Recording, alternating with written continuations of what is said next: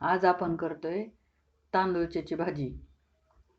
ह्याला खरं तर रानभाजी म्हणतो कुणी, पण सहज मिळते इथं. ते निवडून घेतली. त्यासाठी तिखट, मीठ आणि लसूण थोडासा जास्त प्रमाणात टाकायचा, ठेचून टाकायचा किंवा अख्खे. माझ्याकडं गावरान लसूण आहे, एकदम बारीक आहे, त्यामुळे ना मी तसंच टाकून देते. त्याचा फ्लेवर छान येतो, वास मस्त येतो. तेल गरम करून त्याच्यात लसूण टाकलाय.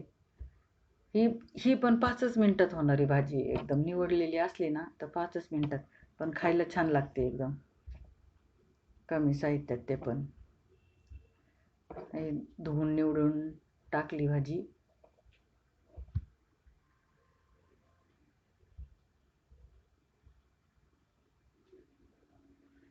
याला कांदा पण टाकू शकतो आपण, पण मी नाही टाकला.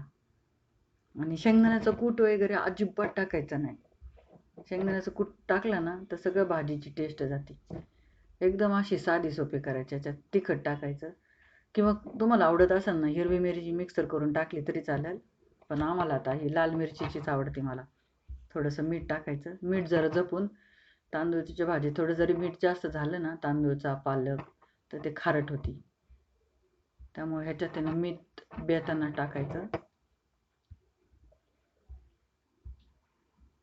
आणि ना भाजी घेताना ना अशी निब्बर नाही घ्यायची. असं जास्त बिया वगैरे दिसतात ना, काही ना पानं कमी त्या बिया जास्त असतात, तशी भाजी कधीच घ्यायची नाही.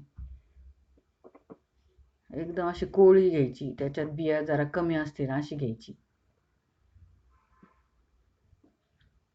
आता हे पाणी आटलं ना का भाजी तयार. 5च मिनिटात भाजी तयार. शिजून पण थोडी होती, पण खायला एकदम मस्त.